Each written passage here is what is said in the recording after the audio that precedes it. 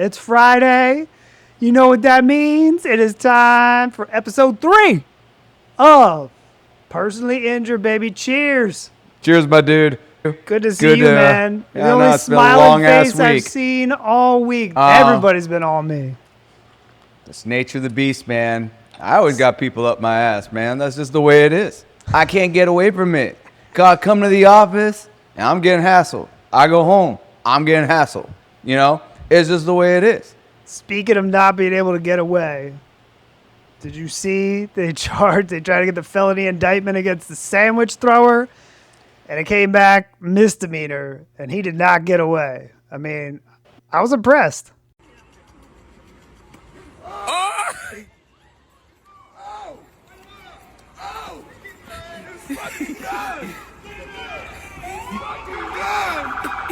What's he doing, man? That's like Crim Law 101, man.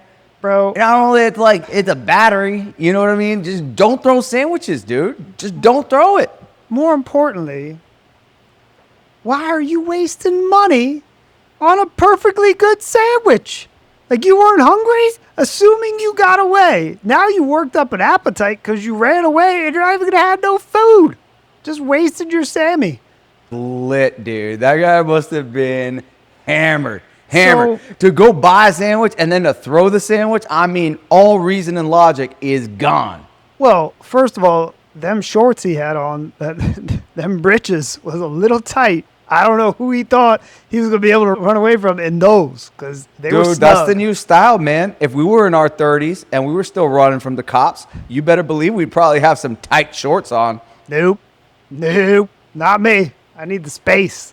I can imagine. You were probably like Jalen Rose back in the day in Michigan. Even though I know you're an Ohio State guy, you were probably just wearing those Fab Five baggy shorts. I can't pull that look off. I mean, I have amazing ankles. Like, that's one of my top features, but I still can't pull off the Jalen Rose shorts. I mean, they're classic, but I can't pull that look off. So I saw this guy, and then I didn't know when I first saw the video that he is in fact an attorney for, I believe, the IRS, and got let go, of course, after this. And then I saw the other video of the gal who was up in Connecticut? I think it was New Hampshire, man. New Hampshire, somewhere up in New England. Assistant Attorney General getting into it with a cop. Again, law enforcement being challenged by attorneys. And look, I get it. It is our job to challenge things in the legal arena, but not on the streets. You have to turn it off, and that's your protocol. She's a lawyer, so she knows. Well, that's lawyer stuff, so that's not true. So we gotta go. No, it is. That's law. I'm an AG. I'm an AG. Good for you. I don't give a shit. Let's go. We're going. Let's go. We're leaving. And I'm sitting there saying, what is happening with the attorney flex? With the whole mindset of, I'm going to flex on these people, whoever it is, law enforcement in both these instances, and say, I'm an attorney, I know best, I'm going to do what I want, and expect that that's going to work out. Never going to work, man. Never going to work. Listen, anytime you talk to cops, there's 3 options. You either shut the fuck up, you say, yes, sir, no, sir. That's it. Or yes, ma'am, no, ma'am. One or the other, bro. You don't say anything else. And you got to be courteous. You fuck up, you say, I'm sorry, right away. And I promise you, their demeanor will change. It will change. But I don't understand what these people are doing. I kind of feel, the 2 girls, especially the AJ, the attorney general over there from New Hampshire. I mean, talk about double chips on her shoulders, all right? 1, she's an attorney, and 2, she's good looking. When you're a good looking girl attorney, you think you can get away with anything. I mean, anything. Even being an asshole to a cop, and she was a total asshole. Well, let's be real. She's talking about being an AG like she's up in the courtroom. I mean, they just do appeals. That's the most, civilized of civilized situations that you're dealing with in a courtroom. It is very prim and proper. You are not dealing with the usual trial attorney craziness But she's there flexing, I'm an AG, I'm an AG, and then her buddy's over there making it worse. She's a fucking attorney, all up in their face. I think I learned pretty early on in this career that no one really cares that you're a lawyer until they need a lawyer. So the irony of it is like cops looking at these guys like, I don't care that you're a lawyer. Still gonna arrest you. I'll still put you in cuffs. Don't matter to me. Throw a sandwich at me. Find out what happens. You know, keep trying to get away. Keep yelling at me and giving me a hard time when all you had to do was just leave the premises of this restaurant, lady.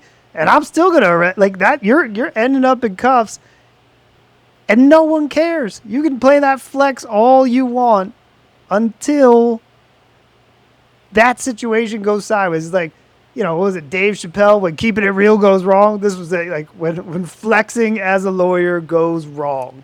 100%. So, I mean, I've seen it before. I'm sure you got some stories where people did this crazy stuff. You know, I've seen where people have overstepped and used their credentials as an attorney and went way too far, and it didn't go well. Listen, rule number 1 is just never say you're an attorney, ever. And you're absolutely right, man. Nobody cares that you're an attorney until you need one. It's kind of like when you talk to your buddies and you talk to your buddy and he comes back and he's like, yeah, I played golf today. I played like crap. I shot this. Nobody cares what you shot. Nobody cares how you did playing golf. Same thing. Nobody cares that you're an attorney.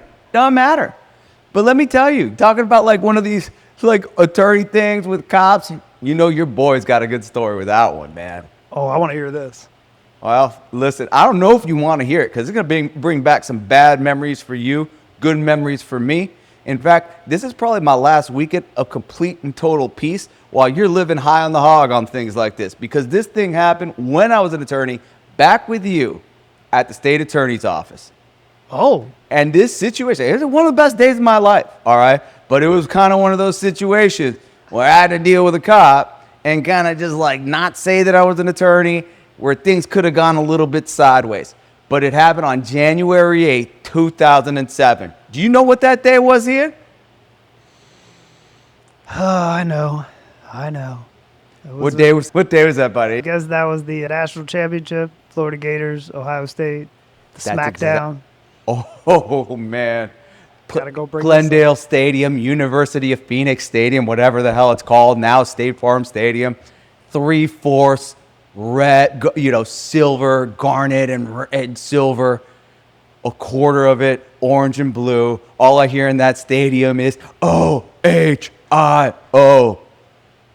Yep. And these velociraptors on the Gators defense just terrorized your boy Troy Smith, the Heisman Trophy winner. He was shook and cooked. It was one of the best days of my life, man. Earl Everett running without his helmet on, tackling Troy Smith. I mean, Tebow, Chris Smith, Percy Arvin, Chris Leak, Percy Arvin. It's just one of amazing, amazing days, man.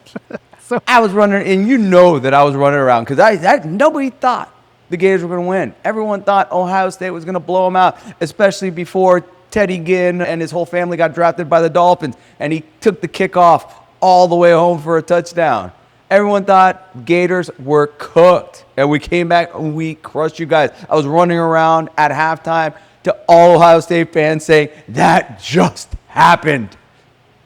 And then I think I saw you afterwards when I got home. But the best part, talking about like where it got a little bit crazy and a little bit off the rails, is because we were so excited after we won that game. We stayed partying in the parking lot. We had parked at the stadium, got one of the good passes, whatever it was. We're there, we're jumping around. I think I had my buddy Drew and Spence. They were just jumping on top of this rented Suburban that we rented. And we were probably there for an hour to 2 hours after the game. Eventually, at one point, the cops are just like, you guys got to get out of here. We're tired. We need to clear this place out. And you know where your boy was sitting at that time. I was sitting straight in the driver's seat of that Suburban, just cranking out the beats while we were going. Cop comes up to me and he's like, dude, you're hammering. And I go, yep. He goes, I could arrest you for sitting right there in the car. And I'm like, yeah, but that'd be a bullshit charge. That's all I said to him. He laughed. And I was like, I get it. I'm going to try to rally these guys and get out of here. And trust me, I'm not driving. You see Drew up there? He may look like he's drunk, but he doesn't drink, so we're good to go. So I got everybody there and got out of there. But it doesn't stop to the point where sometimes you have to just talk to them like a human being and let them know, even though I might have been in actual physical control of that vehicle, it was not something that the cop really wanted to deal with anyways. So, did you bust out the badge on him? Because remember we had those badges? Did you drop it on him, or he just backed up when you were like, that's a bullshit charge? No, I didn't drop any badge on him. I didn't even take my badge, bro. I knew better.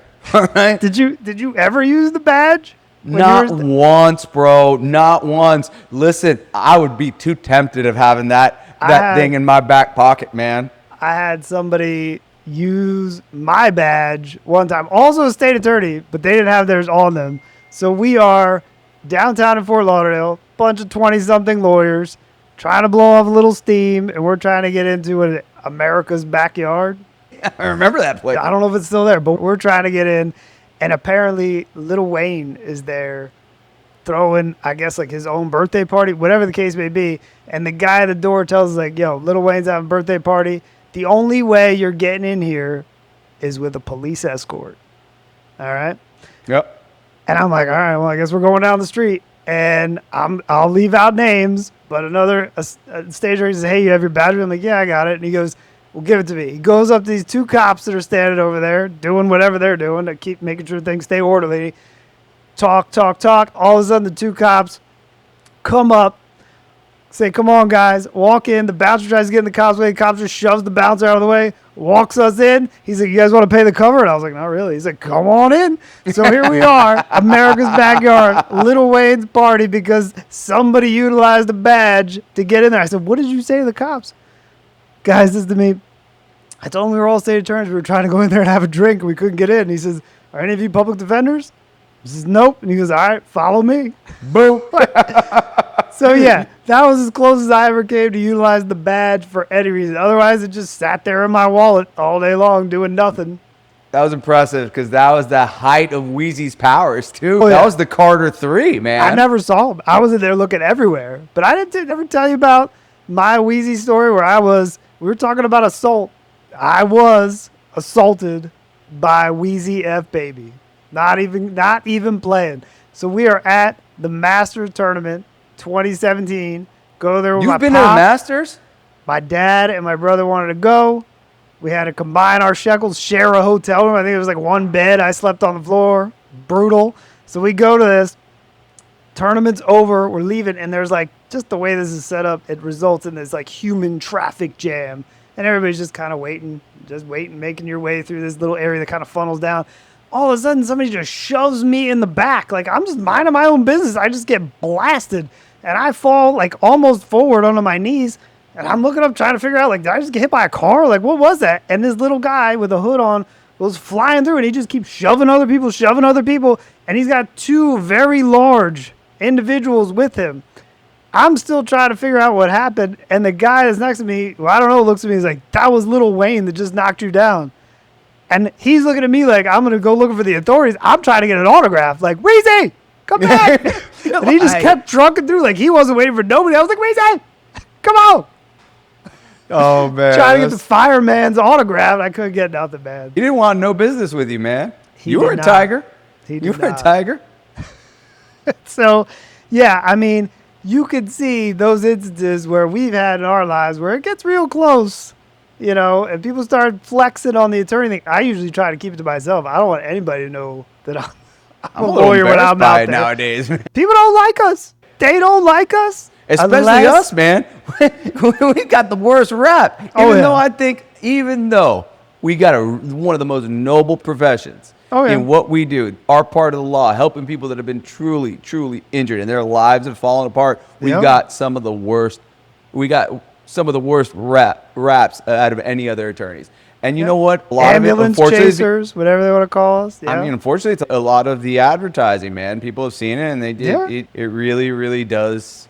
As I tell everybody, I ain't chasing no ambulance. I got two knees that can't be doing that. Like, I'm not, But as you said, people do not necessarily like attorneys so much until they need an attorney. And then they want you to flex. Then everybody wants that pit bull, that badass that's going to come in and just bust everybody in the mouth. They want the most badass pit bull attorney on planet Earth. And they're asking you questions about laws. Like, well, I got a landlord-tenant issue. I'm like, dude, you hired me for your car accident. I don't know anything about landlord-tenant. Like, oh, I got a wills and trust. I got this inheritance problem going. I'm like, I don't know about that. And then they look at you like, what's wrong with you? How do you not know about that? You should know. You passed the bar exam. I'm like, yeah, 20 years ago. I don't remember any of that crap. I took a semester class on that so I could pass the bar. I haven't practiced that. Yeah. Well, look, they're always going to look at you that way. But then you just start talking to them. Start breaking them down like you do in court, Ian. And be like, I'm sorry. What's your name? Oh, Harry. Harry, what do you do for a living? Oh, you're a mechanic. What type of mechanic are you? You work on cars. Any car in particular or all sorts of cars? Well, yeah, I generally work on BMWs and Audis. Okay.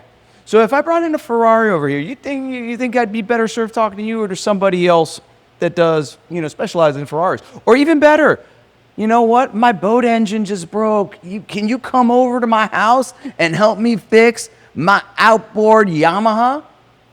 Oh, yeah, now they get it. It's apples and oranges. I mean, it's both being a mechanic, but different specialties. And people don't understand that. It's like, if you had a heart problem, you wouldn't ask a foot surgeon to operate on it, would you? Nope. But they still look at you like you should know all facets of the law. My sister, she's a veterinarian. She knows about every animal on the planet. And when she's like, well, what about this legal issue? I'm like, I don't know that. And she looks at me like, you're an idiot. How could you not know that? I know about 700 different animals and all their problems. And I'm like, you're right. You are a lot smarter than me. You're not lying. I'll make that concession any day of the week. In addition to them expecting you to know everything, then you've got them expecting you to have the ultimate flex, which is all the goodies. The watches, the clothes, the cars, the house. And they're like, what kind of lawyer are you? You don't have all that stuff. So it's like, at one point, nobody wants to hear about you being a lawyer, but then they expect you to have all these things. So you're just damned if you do, damned if you don't. Not only do they expect you to have it, they want you to have it. The best part is, I've had clients come into my office, and I got to tell you, my office is 2 stories, right? Second floor, our office, right? Really nice office. Third floor are my process servers and my court reporters. And when I say mine, they have their own business, but that's who I use. They're my buddies. Guess what cars they have? They have all these rare Porsches that sit right outside. They're crushing it, dude. They're crushing it. But they have like these rare GT3 turbos, whatever. Each of them have one. They bought one that they share together with some fancy paint, and they're always parked outside. Clients come in here, they're signing their closing settlement statement, and they're like, hey, which one of those Porsches is yours? All of them. The blue one. I'm that dude that if you're at anywhere that's near a marina that has any kind of a large size boat, I'm like, man, I told him quit parking my boat out here. I told him quit parking my Ferrari out up front here. The valet guys are killing me with this. Meanwhile, going over my kid mobile SUV because can't have kids be rocking that kind of pasta rocket. It's not working. No, man, it doesn't work. Look, we have to keep up the appearance. I mean, I have a nice car. You have a very nice car, too. It's one of these situations, though. If you're not a car guy and you got kids and you're sending your kids to private school and your private school tuition costs more than a car. Oh, yeah. You ain't going to spend your money on these other things. But the stress that stuff puts on us. And I'll never forget, man. You said you got me with the Florida Gators whooping up on Ohio State, which are they the reigning champion? They are the reigning champions. Hold on. I need you to leave me alone. Okay. All right. I'm going to explain why I need you to leave me alone, because this might be the last weekend I got. All right. Of just complete, total peace. Okay. And let me explain that for you. I know. The Gators, thank God, they play nobody this weekend. Should be an easy tune-up win. That's cool. Next weekend, guess what? the Dolphins are in play Yep. and the Gators, chances are one of them are going to blow it, and they're going to ruin my weekend. Ohio State's got Texas this weekend, man. Oh, Yeah. hey, Ian, Yeah. eat shit, fuck off, whatever you want to call it, okay? Next time I hear anything from you, I'm sorry, what team do you root for in the NFL? Look, man, you know my story. Hold on, just tell me who. You know I'm proud Philadelphia Eagles fan. So And this you is by got no means a bandwagon because I'm not a bandwagon fan. I'm not You know I calling you rooted for bandwagon. these teams I'm my saying whole you got a life. good life. Nothing to worry Right about. now, Micah Parsons is now in Green Bay. That's a real problem right there. But having said that, I digress. I brought it up because you came at me. And as I'm sitting here thinking about the flex time, I will never forget we had left. We were both in civil practice at that point, and I happened to see you in the courtroom. It was like calendar call or something. You sat down and said, "Oh, man, what's up, man? I haven't seen you ever." Wasn't even planned. Didn't even know you were going to be there. And I'm sitting there, and I got on these new shoes, dude. Some new Ferragamo shoes. And I'm thinking, I mean, I had saved and saved for those bad boys. Like, before that, it was like Kenneth Cole at best. So here I am in my Ferragamo shoes, matching belt, feeling strong. Nobody's Better going to be give me a matching that hard. belt. Better be matching that No, belt. we Don't talked about make me that. go. Don't get I me go know, Jerry Bear I on know, you. but you know, I'm feeling like nobody's gonna give me a hard time. You know, finally starting to match the part of the lawyer.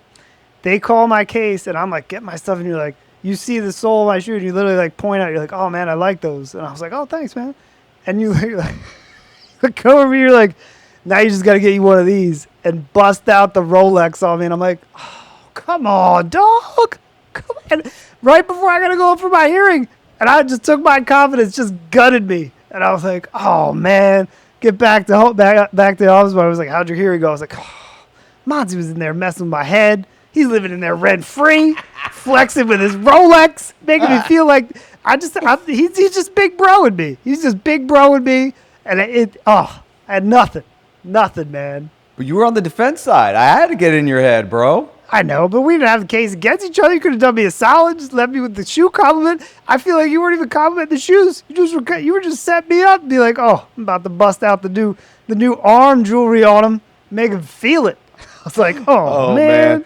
I can't remember the last time I bought a watch, man. All my watch money goes to the Sacred Heart right now. You know it. What I mean? But having said that, the pressures that come with this stuff and the appearances and the persona that we're expected to put out there can be daunting. And it results in a lot of craziness that we see for some colleagues out there. I mean, I remember the first guy, and I don't want to say the name, but RIP for him.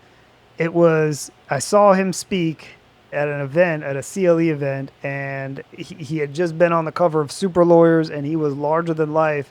And I watched him talk, and I thought, man, that is who I want to be like. That is who I want to model my career after. And lo and behold, the guy committed suicide years later. And I just sat there remembering, like, this guy seemed like he didn't have a care in the world. He was killing the game. He was doing things that I don't know that I could ever do if I spent my whole career doing it. And clearly there was obviously some depression issues there, whatever the case may be. But it was, you know, a real reality check of, again, the pressures that come with this. And then I got some other stories, but we can talk about where, you know, like, the craziness that we deal with. But I mean, I'm sure you know, and you've dealt with it too. That's part of the package of not only the pressures of your clients, but the expectations of them, but then the expectations of society and family and everything else that comes with the law degree that's supposed to solve all those problems, right? I feel you, man. And look, a lot of times I envy you in the sense that your wife's also an attorney, you know, and she's in our profession on the opposite side. So she understands what you're going through. Yeah. My wife doesn't. My wife has no clue the battles that I deal with on a day in, day out basis. I feel like being a lawyer, it's like we're fighting 4 different fights at once on each file. Each file. Yeah. And it could beat you down. And you got to keep your mind right. You got to keep plugging along. You got to ignore a lot of the outside noise and keep moving forward, because if not, it will beat you down. It will beat you down. I mean, I'm not going to sit here and lie that I haven't. I've had anxiety that I'd never had before in my life. Yep. I'm learning how to deal with it and cope with it in the best possible way. But these are things that have happened because of this profession, not because of anything else going on in my life, but just because of being an attorney. And not only that, I hate to say it, it's because of the way things have become now in the Supreme Court mandates that have brought down upon us, where it's made it that much more difficult for us to do our job properly. Yeah. So it's hard, man. It's hard, but you got to just keep grinding. It's funny you bring up the wife understanding about it, because I always say, people was like, how is that? You know, having a wife who's also an attorney. People just assume that we're at home having like full on A Few Good Men courtroom moments in the house, like anytime, like who didn't take out the trash? It's like, I'll call to the stand my next witness, Your Honor, and then we're just full on cross-examining each other. In actuality, it's the furthest thing from it. But what cracks me up is she definitely understands what I'm going through, but she is so much smarter than me. So what ends up happening is she'll call me like, hey, how much more time you got at the office? I'm like, I'm trying to finish this motion up, so maybe like, an hour. And she's like, what's wrong with you? It's taking you like another 5 minutes. Hurry up. Get out. I would have been done with that a week ago. And I'm like, I know, can't live man. up to that, because she is just that sharp. So yeah, that's the tough part. And like, people's expectations of what goes on at home, like I tell them I win one argument a year by design, because I'm trying to have a happy wife, happy life. You know what I mean? So I'll just tank them. Like, I'm just losing those arguments because I want her to be happy. It's not worth it. But then, there's that time where I'm like, all right, I'm going to stand up for myself. And it's always on like the dumbest thing ever. And I walk away like, I'm going to be in a doghouse over this. And I go full lawyer mode. I'm like, is it not correct that on such and such day you said, and I quote, and then she looks at me with that face and it's like, cross-examining me now? And I'm like, I'm sorry. I'll just get the pillow. I'll just get the pillow and go to the couch. That's Listen, where it ends up. I get it, man. Look, I too have a wife that is way smarter than me. She's a valedictorian of her high school, the school that my daughter now goes to, and probably wouldn't have gotten into but for my wife being the valedictorian. She went to Duke, She's I couldn't brilliant. even spell Duke. Couldn't even spell Duke. You lie, man. Look, I'm going to say it right now. I'm going to give Ian a lot of credit. He's one of the smartest attorneys I know, man. He's one of the people that I lean on when I need a round table something or I need some advice. And you always got the answer. And I don't know if you have the answer because Mel gave you the answer earlier and you actually remembered it, which is probably a good thing, But again, I get what you're saying. When I think about talking to my wife, it's the same thing as talking to the cops. 3 things. You either shut the fuck up, yes, ma'am, no, ma'am. That's it. Those are the answers. And then you got to stand up for yourself when you feel that they're being unfair with you. You know what I mean? So it has to be something really important. So don't pick a fight with her when she got your Chipotle order wrong. All right, buddy? Fair or unfair, man, I'm just taking those L's. Because at the end of the day, the W ain't worth it. It doesn't stand for worth. It doesn't stand for win. It doesn't stand for worth it either. You know what I mean? Could have taken L's at the house. Well, man, try not to take any of those L's this weekend. Dolphins Always are a playing. pleasure. No L's. No L's. Have Cheers, a great brother. weekend, brother. You Be too, good. man. Take care.